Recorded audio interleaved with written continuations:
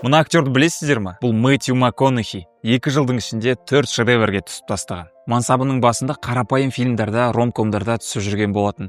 Кейін өзінің ойын өзгертіп, мықты фильмдарға түсем деген шешім қабылдайды. Жай фильмдардан бас тартып, кино саласынан ұзақ уақытқа жоқ болып кетеді. Сөйтіп Голливуд оны түсінеді. Мықты рөлдерді ұсына бастайды. Ең алдымен Далласский клуб покупателей бұл фильм үшін 22 килограмм салмақ тастап, Оскар жүлдесін ұтып алған болатын. Екінші Волк с Уолл-стрит танымал қимылы бәрінің есінде шығар. Үшінші триллер настоящий детектив телехикаясы. Ал 4-ші фильмі әрине кино тарихындағы ең үздік туындылардың бірі Интерстелла. Осы 4 фильмнің өзімен қарапайым актерлардың қатарынан ең үздік актерлардың қатарына кірген болады. Ал сіздер қалай ойлайсыздар? Сіздің сүйікті киноңыз қандай? Комментарияға жазып кетсеңіздер болады. Лайк басып тіркелуді ұмытпаймыз достар. Сәттілік.